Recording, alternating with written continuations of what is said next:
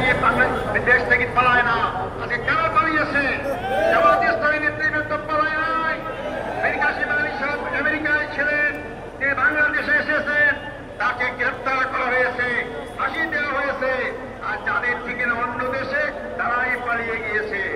বাংলাদেশের জামাত ইসলামীর ভিত্তি জনগণের শিকড়ে গঠিত রয়েছে।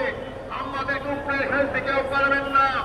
উপরে ফেলার চেষ্টা করবেন, তাদের দাঁত ভেঙে যাবে। জামাত ইসলামীর কিছুই হবে না ইনশাআল্লাহ। সংগ্রামী ভাই বন্ধুগণ, আমি শেষ কথা বলতে চাই, 54 বছরে বাংলাদেশে দেখলাম, এই 54 বছরে বাংলাদেশের ভাগ্যের পরিবর্তন হয় নাই। আর জনগণের নেতার পরিবর্তন হয়েছে, তাদের অনেক বাড়ি গাড়ি হয়েছে, জনতার পরিবর্তন হয় নাই। জামাত ইসলামী তার প্রতিষ্ঠার লগ্ন থেকেই বিশ্বাস করে মানুষের তৈরি আইনকে মানুষের ভাগ্যের পরিবর্তন হয় না। যে ভাগ্যের মালিক আল্লাহ, সে আল্লাহ আইন দিয়েছে, মানুষের ভাগ্যের পরিবর্তন করতে পারে।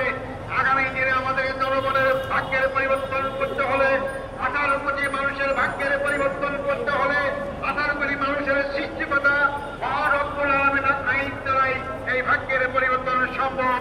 আগামী দিনে আমাদের স্লোগান হবে, আল্লাহর আইন চাই, সত্যকের শাসন চাই। আল্লাহর আইন কামের পাশাপাশি জামাত ইসলামী সব তৈরি করার চেষ্টা করছে।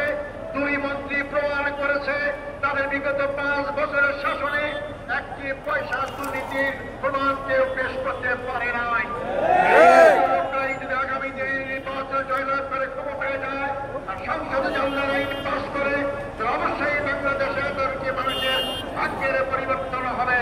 সংগ্রামী ভাই বন্ধুগণ, শেষ কথা হচ্ছে, বাংলাদেশ জামাত ইসলামী প্রচলিত অর্থে কোন রাজনৈতিক দল নয়। মনে রাখবেন, বাংলাদেশ জামাত ইসলামী প্রচলিত অর্থে কোন ধর্মীয় দল নয়। বাংলাদেশ জামাত ইসলামী পূর্ণাঙ্গ ইসলামী আন্দোলন। ইসলামের বাইরে আমাদের কোন সম্পর্ক নেই। মানবিক সমাজ গঠন করতে চাই। মানব রচিত আইন দিয়ে মানবিক সমাজ গঠন হবে না।